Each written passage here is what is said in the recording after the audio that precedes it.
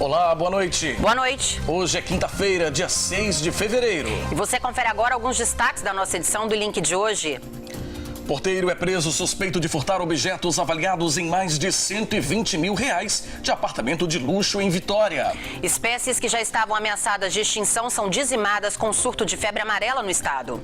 Vitória Stone Fair deve atrair turistas de 51 países e a organização do evento está atenta ao novo coronavírus. Defensoria Pública cobra da Prefeitura de Vitória pagamento do aluguel social para famílias que foram obrigadas por traficantes a deixar o Morro da Piedade. E em Cachoeiro de Itapemirim, comerciantes apostam em promoções para superar os prejuízos causados pela enchente. E ainda tem as notícias de outras regiões do estado nesta quinta-feira. Tudo isso a partir de agora. O Link Espírito Santo já está no ar.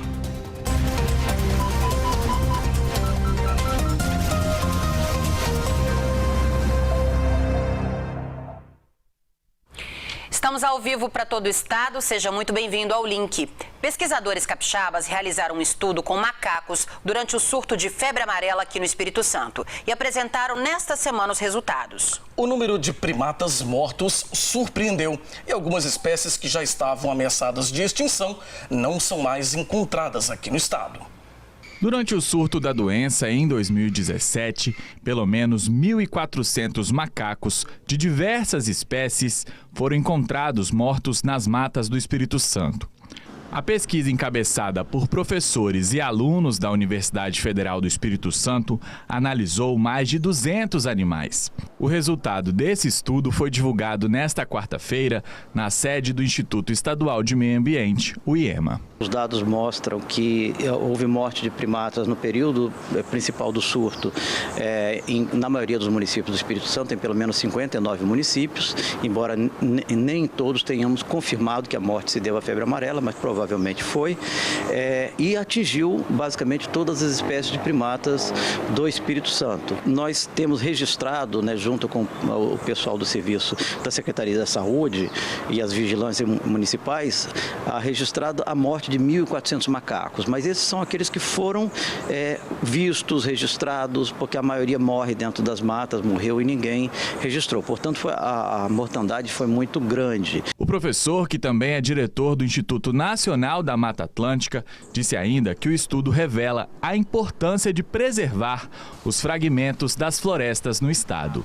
Algumas espécies mais sensíveis, como o bugio ou barbado, eles em alguns locais perdeu 80% a 90% da população e alguns, especialmente áreas de mata menores, que a gente chama de fragmentos florestais, as populações chegaram a ser extirpadas, não sobraram nenhum indivíduo, indicando que fazer conexões das florestas é uma estratégia muito importante para evitar que viroses, doenças como essa leve a extinção dos macacos.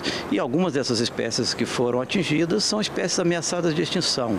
Então, o impacto levou essas espécies a uma situação ainda mais grave. Durante o surto de febre amarela, no estado foram registrados 330 casos do tipo silvestre, que ocorre principalmente na zona rural.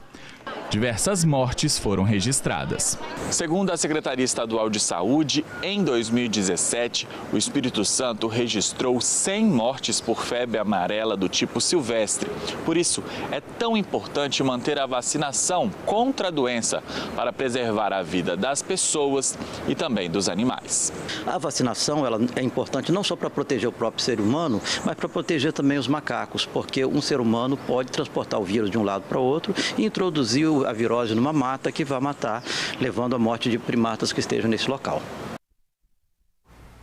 Bom, agora é hora de abrir o nosso canal de interatividade aqui no Link. Para participar é simples e rápido. É isso mesmo, Adriana. Basta posicionar a câmera do seu celular ou o leitor de QR Code nesse código quadradinho que aparece no lado direito do seu vídeo. Automaticamente já vai abrir o canal de participação no WhatsApp. E aí é só escrever o seu comentário sobre qualquer assunto do jornal de hoje. Se preferir, você também pode mandar sua mensagem diretamente para o nosso telefone do WhatsApp. O DDD é 27 e o número 999276943. 999276943. Eu e a Adriana aguardamos a sua participação e ainda hoje queremos ler o seu comentário ao vivo aqui no jornal. Começa na próxima semana a Vitória Stone Fair, a maior feira de mármore e granito da América Latina. Boa parte do público da feira vem de países da Europa, Estados Unidos e Ásia. Com a chegada desses turistas, aumenta o alerta e a preocupação com o novo coronavírus. Todos os anos, o Espírito Santo recebe a maior feira do setor de mármore e granito da América Latina. A estrutura já está sendo montada no pavilhão de Carapina. A feira está sendo montada em uma área de 30 mil metros quadrados e terá 240 expositores. Compradores de 51 países estarão presentes. E com tantos estrangeiros na cidade, em época de coronavírus, a preocupação aumenta.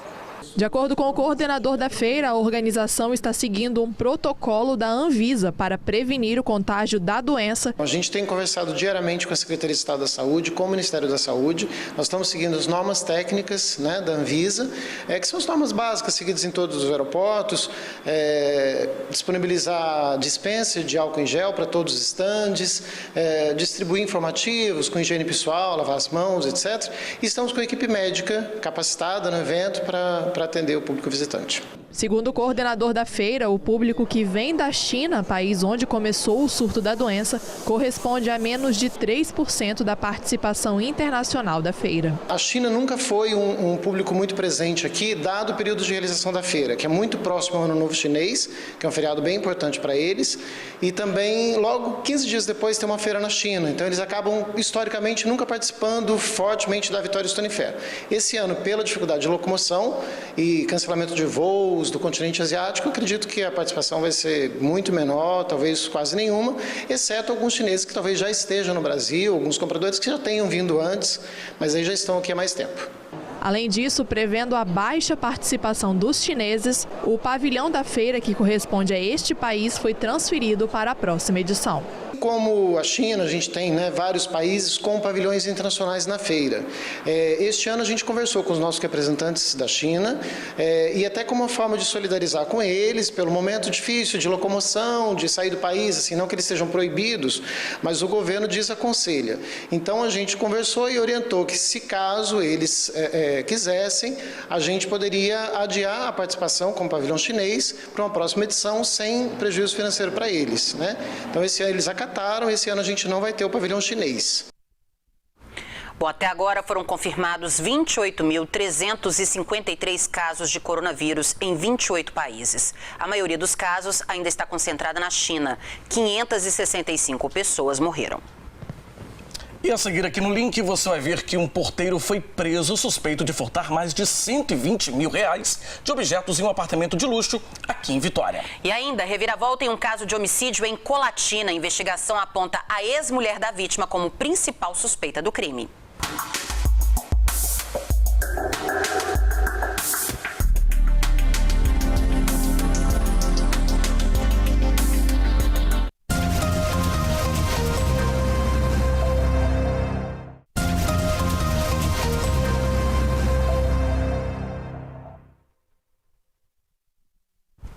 Estamos de volta com o Link Espírito Santo ao vivo para todo o estado.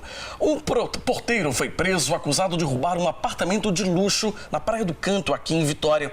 Segundo a polícia, ele esperava a família viajar para entrar no imóvel. De acordo com o delegado, o porteiro foi flagrado com a ajuda das câmeras de vídeo monitoramento do local. Ele apresentou uma atitude suspeita, uma atitude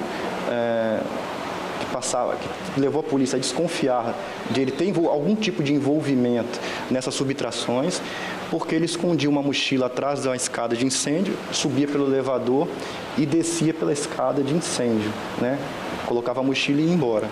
De acordo com a polícia, o apartamento não foi arrombado. Os proprietários teriam deixado uma das chaves com o porteiro para que ele entregasse ao sobrinho de uma das vítimas. O porteiro tinha a cópia da chave, porque não havia sinais de arrombamento, então ele se aproveitava do fato dos moradores viajarem. Como os moradores viajaram agora no mês de dezembro, janeiro, na comemoração das datas festivas, foram praticados esses furtos. Na casa do porteiro, a polícia encontrou 36 garrafas de bebidas importadas, num valor total de cerca de R$20 mil. Um faqueiro importado, joias que valem mais de R$47 mil, O item mais caro, um relógio avaliado em mais de R$52 mil, deve ser devolvido à polícia. Localizamos um relógio de cerca de R$52 mil que ele havia passado numa negociação de um veículo automotor, de uma moto. Esse relógio vai ser recuperado na semana que vem, o empresário já se comprometeu a trazê-lo à polícia, a partir do momento que ele soube que a origem era ilícita.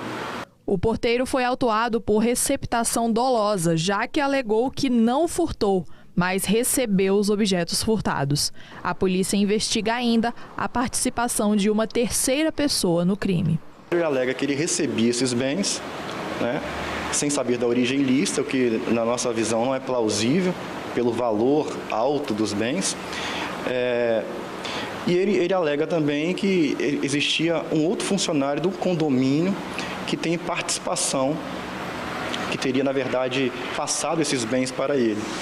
Por essa razão, as investigações continuam, para ao final decidirmos se trata de um conluio entre dois porteiros, ou se um receptava, o outro furtava, qual a dinâmica exata desses crimes. Em Colatina, no noroeste do estado, o caso de um senhor que teve o corpo encontrado carbonizado em uma rodovia estadual teve uma reviravolta. Agora, as investigações apontam que a ex-mulher dele poderia ser uma das autoras do crime. Quem tem os detalhes pra gente é o Altemar Collen, direto da nossa redação lá em Colatina. Boa noite para você, Altemar. Olá, boa noite, Adriana, boa noite, Fabiano, boa noite a todos que nos acompanham aqui no Link Espírito Santo. É isso mesmo, hein? O senhor Jorge Pires, ele que era conhecido aqui em Colatina como Jorge da Refrigeração, em outubro do ano passado desapareceu misteriosamente. A família fez vários apelos na época, mas infelizmente o fim foi trágico. Exames de DNA comprovaram que um corpo encontrado carbonizado na ES 446 era de Jorge. Agora, uma reviravolta nas investigações aponta a ex-mulher e o namorado dela como autores desse crime.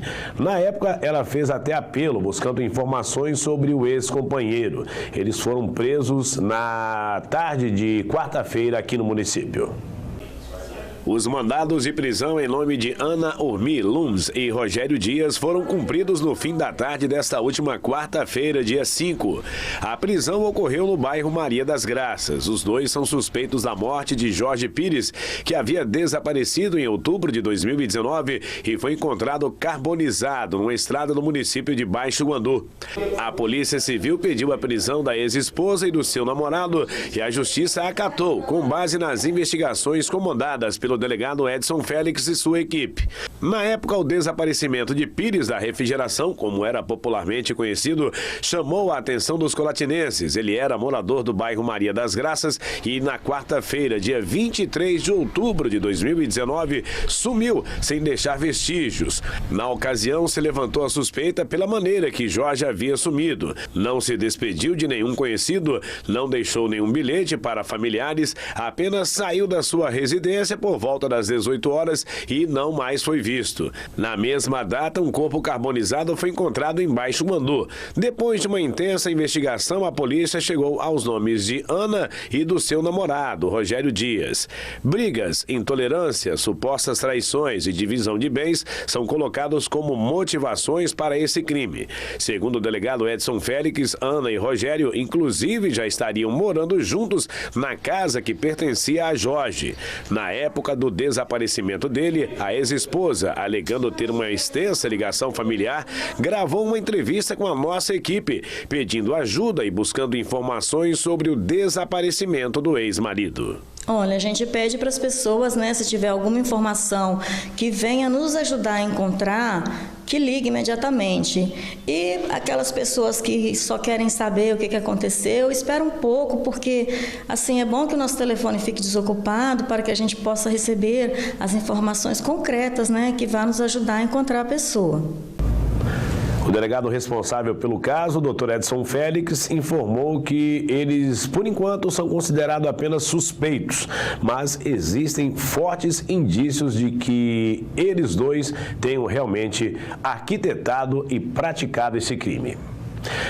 Como é de costume, todo início de ano é discutido o aumento das passagens de ônibus circulares aqui em Colatina. Por causa do alerta da enchente, esse assunto inclusive foi adiado por aqui, mas na última terça-feira aconteceu a reunião do Conselho Tarifário que propôs o reajuste nos valores cobrados nos coletivos. O Conselho Tarifário é composto por representantes do poder público, da sociedade civil e do Consórcio Noroeste. Na última terça-feira, aconteceu a reunião que tratou sobre o aumento da passagem de ônibus em Colatina, que atualmente custa R$ 3,00. O valor proposto pelo Consórcio Noroeste, que detém a concessão do transporte público aqui em Colatina, foi de R$ 3,40. Valor esse que foi rejeitado pelo Conselho Tarifário. Na mesma reunião, foi apresentada a proposta de R$ 3,20. Valor esse que foi aprovado pelo Conselho. Já nos ônibus executivos, o valor sairia de R$ 4,20 para R$ 4,50. A proposta foi encaminhada para a sanção do prefeito, que quer anular o processo e propor uma nova reunião. Eu encaminhei ao meu jurídico e pedi, para eles analisar, para eu anular essa reunião do Conselho dia 4 e depois comunicar à Secretaria de Trânsito, que tem de segurança, que convoca, para que convoque uma nova reunião do Conselho para discutir uma nova proposta. Ele alega ainda falta de transparência no processo. Nós não concordamos, achamos que não foi tão transparente como deveria ser, e numa cidade como Linhares, a mesma empresa, onde Linhares tem lugares mais longínquos do centro, onde a branche teve 15 centavos de aumento. Aqueles queriam 40 e estão ficando com 20. Outra reunião deve ser convocada nos próximos dias para tratar novamente do assunto. O valor definido, que eu acho que deveria ser mantido, está de bom tamanho os R$ 3,00. Está de bom tamanho. Olha o tamanho de Colatina, olha os percursos de Colatina. Nós vamos manter, pedir o Conselho que mantém a R$ 3,00. E através de nota, o Consórcio Noroeste informou que o Conselho Tarifário Municipal de Colatina deliberou pela aplicação do valor de R$ 3,20 e que esse reajuste não é suficiente para manter o equilíbrio econômico das empresas que prestam serviço aqui em Colatina e que o valor ideal seria de, no mínimo, R$ 3,40. O reajuste proposto é menor em valor em relação a todos os municípios da Grande Vitória, além de Linhares e Cachoeiro de Itapemirim. Ainda segundo a nota do Consórcio Noroeste, a reunião do Conselho Tarifário foi realizada com total transparência. Na ocasião, inclusive, um representante da Prefeitura, um engenheiro do município, fez cálculos para esse reajuste e todos estavam corretos. O Consórcio Noroeste reafirma seu compromisso com a ética e a transparência e também a qualidade dos seus serviços. Estaremos acompanhando essa situação e trazendo sempre os detalhes aqui para o nosso telespectador. Essas são as informações hoje aqui de Colatina. Voltamos agora ao estúdio com vocês em Vitória. Obrigado, Altemar, pelas informações. O aeroporto de Vitória foi um dos mais bem avaliados do Brasil pelos passageiros que utilizam o terminal. O resultado foi apontado pela pesquisa de satisfação do passageiro do desempenho aeroportuário, divulgada nesta quinta-feira pelo Ministério da Infraestrutura. A pesquisa foi feita no último trimestre de 2019, quando o aeroporto ainda era administrado pela Infraero. Na categoria de aeroportos que movimentam até 5 milhões de passageiros ao ano, que reúne 8 terminais do Brasil, o aeroporto capixaba ficou com a segunda melhor nota, atrás apenas do aeroporto de Florianópolis, em Santa Catarina. Já na pontuação geral, que soma 20 aeroportos no Brasil, o capixaba foi apontado como o segundo melhor da região sudeste, atrás apenas do aeroporto de Campinas, em São Paulo. Bom, o link vai para mais um rápido intervalo e no próximo bloco você vai ver que a Defensoria Pública está cobrando da Prefeitura de Vitória o pagamento do aluguel social para famílias que foram obrigadas por traficantes a deixar o Morro da Piedade. E ainda a Justiça avalia pedido do Ministério Público Estadual para anular as provas de um concurso para a contratação de professores em Linhares.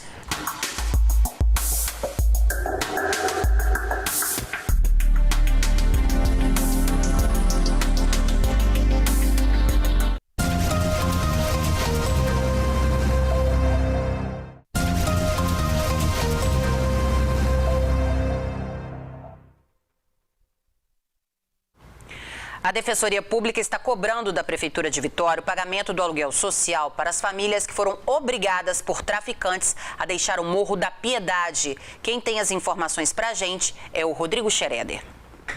É isso mesmo, Adriana, Fabiano, boa noite a todos, a você de casa também. O juiz determinou que a Prefeitura de Vitória comece a fazer o cadastramento das famílias e também inicie o pagamento do aluguel social. Quem vai explicar os detalhes para a gente é o defensor público Vinícius Namego, que está aqui comigo. Vinícius, é isso mesmo então que vocês pedem nessa ação que vocês pediram, né? Sim, a Defensoria ela já vem atuando há um tempo, né, em favor das pessoas da Piedade como um todo, e principalmente das pessoas que acabaram sendo expulsas de lá no ano de 2018. E um dos pedidos da ação foi o aluguel social para essas famílias que tiveram que sair, né, pela dificuldade de subsistência dessas famílias. Esse pedido, no primeiro momento, ele foi indeferido, mas a Defensoria recorreu, né, e desde março de 2019 existe uma decisão determinando que o município faça o cadastramento das famílias e comece a pagar um aluguel social para elas. Infelizmente, essa decisão vem sendo descumprida desde esse momento, né? Em novembro, essa decisão foi confirmada. E agora, depois de algumas tentativas da Defensoria de cumprimento dessa decisão, a gente apresentou uma nova petição para o juiz, pedindo que fosse aplicadas sanções para o município em caso de descumprimento, e ele deferiu, né, que o município, em 10 dias, ele faça o cadastramento e comece a pagar o aluguel social sob pena de multa diária de R$10 mil. São quantas famílias que tiveram que deixar suas casas que vocês acompanham? Na época que a gente entrou com a ação, eram cerca de 40 famílias. De lá até aqui a gente não sabe se todas as famílias ainda se encontram na mesma situação de ainda estar fora da Piedade. A gente acredita que sim, mas isso vai ser melhor filtrado com esse cadastramento que a Prefeitura vai fazer, né, e tem na decisão também que preferencialmente a Prefeitura fará isso com a fiscalização, com a participação da Defensoria, para a gente poder ver quais as famílias realmente que vão se enquadrar nos critérios para receber esse aluguel. A gente relembrar, essas famílias tiveram que sair de suas casas em 2018, né? Por quê?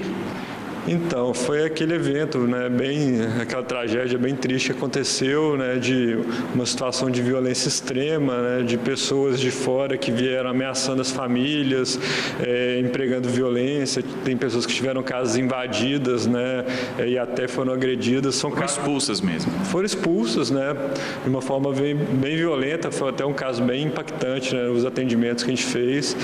E a situação, né, uma situação bem complicada, e as famílias que tinham uma casa própria, hoje em dia elas têm que pagar aluguel em outros locais. Tem muitas que já tiveram que mudar várias vezes pela dificuldade de pagar esse aluguel. Então, desde 2018 elas vêm sofrendo muito, né, por estar fora de casa e pela dificuldade de pagar o aluguel em outro lugar. Então, eu acho que essa decisão ela é bem importante para dar, pelo menos, algum suporte, né, e uma ajuda para essas famílias. Perderam tudo que tinham e agora tem dificuldade de se manter, né?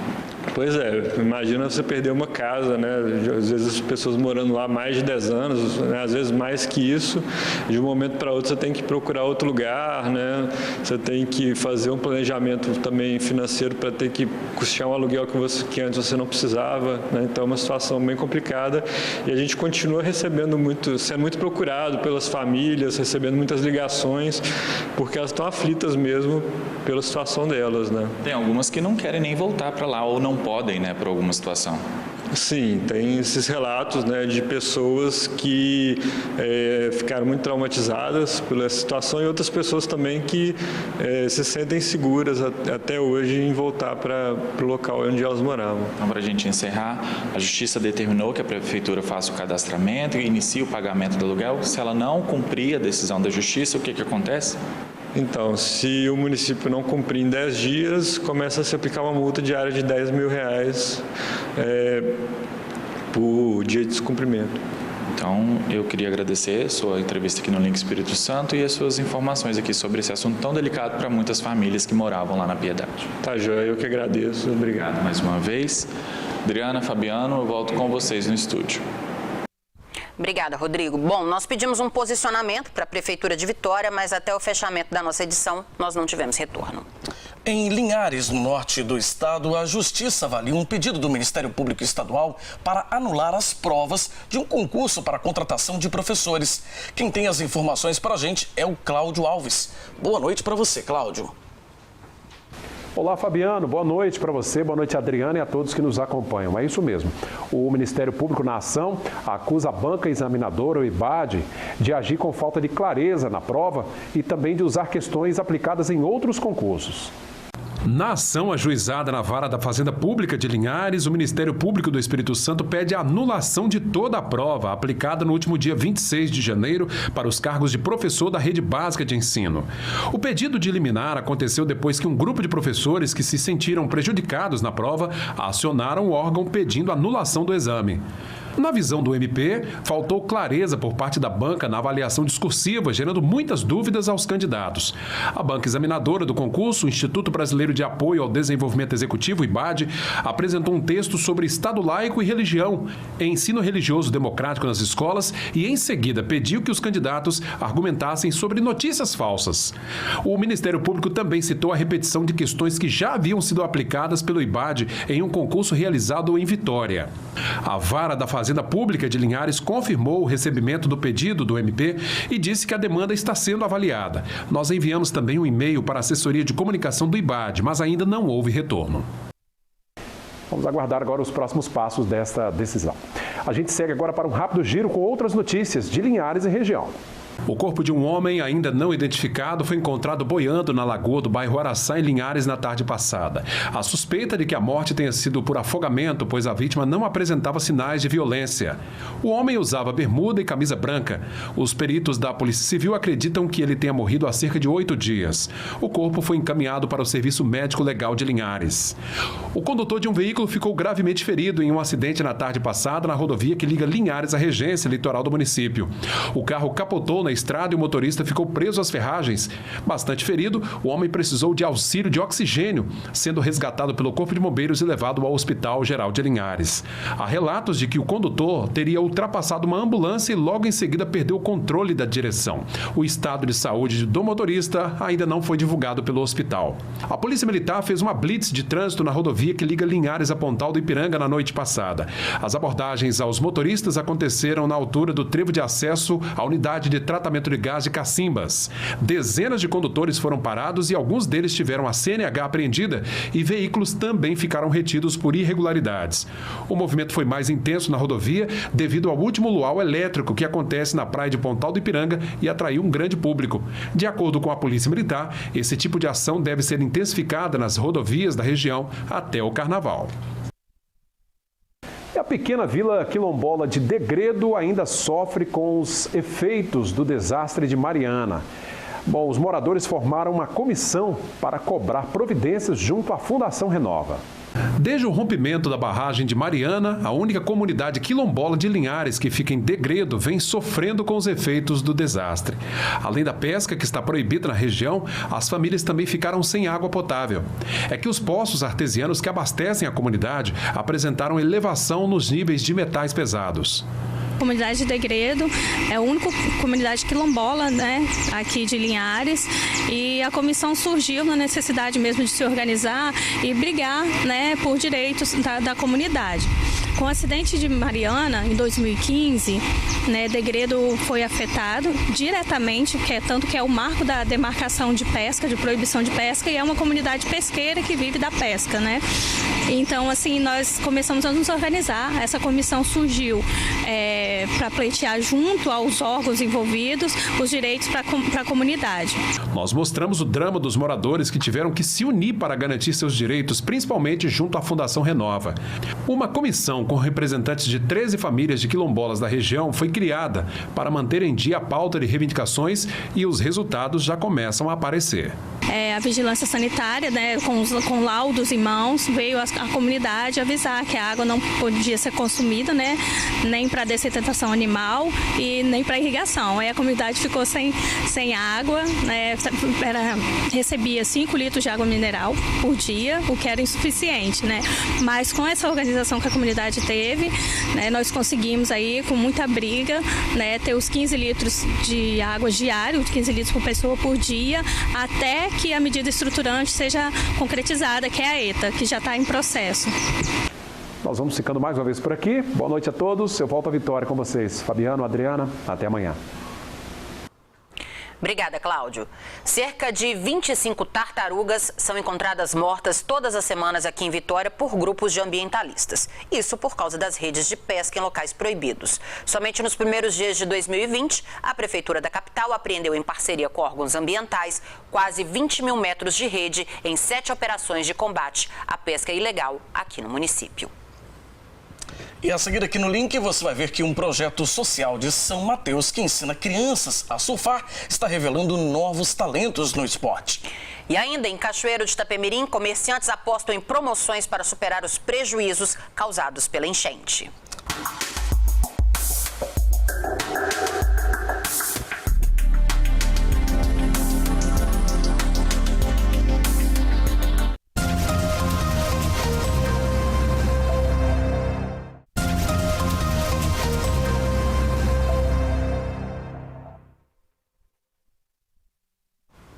Estamos de volta com o Link, um projeto que ensina surf a crianças em Guriri, no litoral norte do estado, está ganhando destaque lá na região norte. Quem traz mais detalhes para a gente sobre esse projeto é a Nariane Lopes. Nariane, é verdade que você também está pegando onda em São Mateus? Boa noite para você.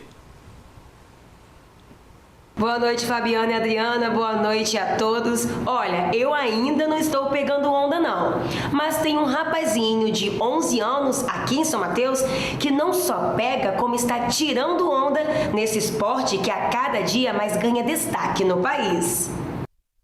Esse é o Gabriel Lucas. Com apenas 11 anos, ele é uma das mais novas promessas do surf capixaba.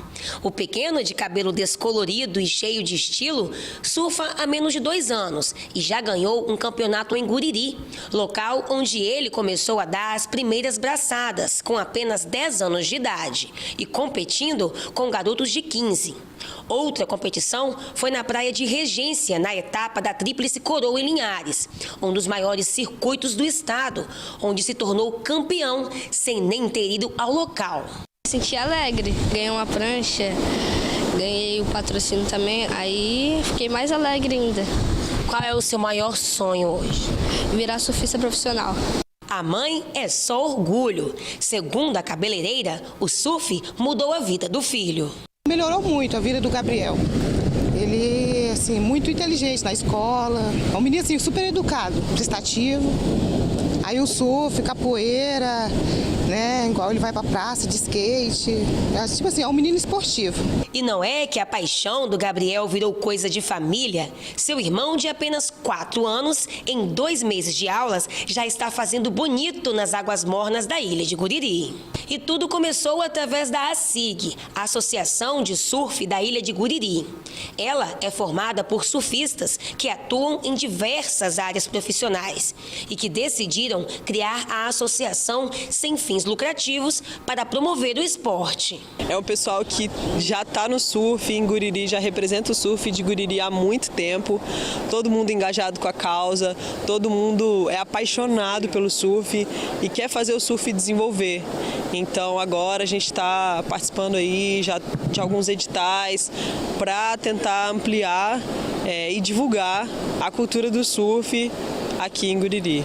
Mas o projeto não visa apenas a prática do esporte. Segundo o presidente da associação, o surf não é apenas deslizar pelas ondas. Existe uma filosofia maior por trás.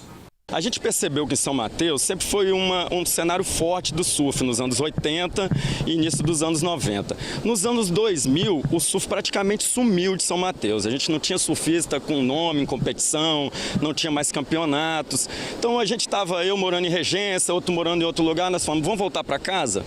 Vamos fazer o surf da nossa cidade se levantar de novo? E para fazer isso, a gente, como já está adulto, já formado, já pessoas experientes, então, mas vamos fazer direito. Vamos formar uma associação, vamos prestar um serviço de qualidade, vamos poder ajudar socialmente as pessoas e mostrar que é um trabalho sério o surf. Nosso esporte não é uma brincadeira, é um esporte sério. A gente quer formar, se não formar surfistas, pelo menos cidadãos a gente quer formar. Na escolinha, o aluno é capacitado para dar aulas e assim também se tornam instrutores. Gisela era aluna e hoje é professora da associação.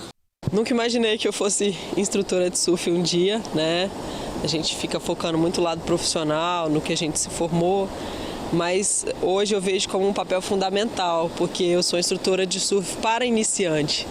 Então, quem tem interesse de aprender a surfar e crianças, eu me sinto muito à vontade ensinando essa etapa inicial, que é a etapa de adaptação e que para mim é uma etapa fundamental, que a partir desse momento a pessoa, a criança já está apta para se desenvolver no mar de forma autônoma. A escolinha funciona na área de surf, que fica bem aqui na ilha de Guriri.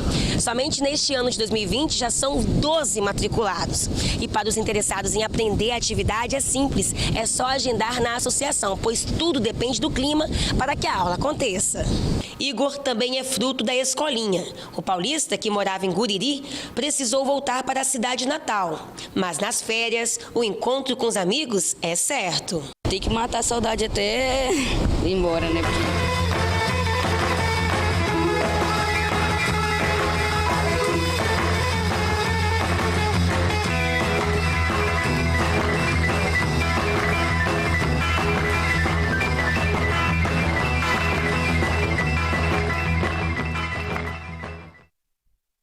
Muito bacana esse projeto, não é? Bom, além do circuito de surf, a associação também realiza etapas do campeonato estadual, que este ano será em maio. E por hoje é isso, Adriana e Fabiano, eu volto com vocês aí no estúdio. Uma boa noite para vocês. Eu volto amanhã com mais notícias aqui de São Mateus. Até lá! Boa noite, Nariane. Bom, mais de 500 lojas de Cachoeiro de Itapemirim, do sul do estado, tiveram prejuízos com a enchente que atingiu o município. Por isso, comerciantes da região estão apostando em promoções para se reerguer. Quem tem os detalhes pra gente é o Samuel de Fraga, direto da nossa redação em Cachoeiro. Boa noite para você, Samuel. Olá, Fabiano, Adriana, muito boa noite a vocês e a todos que assistem o Link Espírito Santo. Olha, hoje eu percorri alguns pontos da cidade e o que a gente pôde ver são promoções e mais promoções. Em alguns lugares, o preço das peças, como de vestuário, por exemplo, estão sendo vendidas por 5 ou até 10 reais. E isso tem chamado a atenção da clientela. Devagar, Cachoeiro vai voltando a ser o que era. Nos bairros mais atingidos pela enchente, as ruas já estão limpas. E um dos maiores desafios do município é o comércio. A enchente invadiu lojas, destruiu mercadorias e danificou estruturas. Na loja do Seu Francisco, a água chegou no teto e tudo foi perdido. Quase 2 semanas depois da enchente, ele ainda tenta salvar o que sobrou. Quase R$1 milhão em prejuízos. Aqui está meio difícil, porque cada dia, quanto mais mexe, que nem aparece lama. Aqui é o verdadeiro fundo do poço. Mas nós vamos se levantar e vamos reerguer outra loja nova aqui. Esperamos tirar todo o prejuízo, porque foi muito. As marcas deixadas pela violência da água estão nas paredes. No centro da cidade, ou o comércio está fechado ou em promoção. E olha só o tamanho dessa fila. É para entrar nessa loja de roupas. Aqui, as peças variam de 5 a 40 reais. A gente faz para não perder no total todas as peças, né? A gente higieniza, as peças são todas lavadas, né? É tudo certinho para o cliente. E a gente dá assim, um valor bem abaixo mesmo do valor original dela. Placas de descontos e promoções estão por toda a parte. Essa loja de calçados teve que fechar as portas porque não deu conta de tanta gente à procura dos preços abaixo do mercado. Dona Dilma comprou 2 pares e estava procurando mais. Eu vou escolher mais. E o que a senhora está achando dessa onda de promoções? Foi muito triste a enchente, mas está ajudando muita gente. A Gilcéia disse que ficou com receio de comprar, mas a solidariedade falou mais alto. A vontade de ajudar é imensa, porque essa tragédia foi horrível em Cachoeiro e não só em Cachoeiro. A gente tem muito sede de justiça de ajudar os empresários a se reerguer. Porque a gente perdeu praticamente 100% do nosso estoque, a parte física da loja também foi toda, como vocês podem ver, e o que sobrou mesmo foram os calçados que molharam na enchente, mas que a gente conseguiu lavar, recuperar certinho, e foi a forma que a gente encontrou para poder tentar se reerguer com o que a gente tem agora, né? Na loja da Alice os prejuízos não foram grandes, mas ela entrou na onda das promoções e baixou os preços. Nós aderimos porque até mesmo para poder se juntar, a gente vai estar ajudando a contribuir com isso, e daí nós liquidamos também peças finas, maravilhosas, com até 70% de desconto. Bacana, né? Porque ajuda a multa, né? Um ajuda o outro, o comerciante também é ajudado e o comprador também, né? Nessa ótica, tudo foi perdido. Olha, das 5 lojas, 3 foram, sim, totalmente destruídas, né? Das 3, mais ou menos 600 mil de prejuízo. Maquinário, móveis, mercadoria, tudo perdido. Dona Ana teve um grande prejuízo. A água chegou a 2 metros, mas a solidariedade de outros lojistas e de amigos foi o empurrão para que ela pudesse se reerguer. Tem amigos que não cedeu tanquinho, máquina de lavar. Então muita coisa ajudou a gente. Estão ajudando, né? Bom, olha, e para ajudar a reerguer o comércio da cidade, lojistas que foram vítimas da enchente montaram um bazar solidário no pavilhão da Ilha da Luz, que começou hoje às 3 da tarde e vai até sábado com promoções imperdíveis, hein? Adriana, Fabiano, esse foi o destaque aqui do sul do estado. Eu volto amanhã com outras informações. Boa noite. Bom, o link desta quinta-feira fica por aqui. Muito obrigada pela sua audiência e pela sua companhia. Mais notícias do Espírito Santo você confere em sinoticias.com.br. A gente se vê amanhã. Para você, uma ótima noite. Boa noite, até amanhã. Record News, informação para você crescer.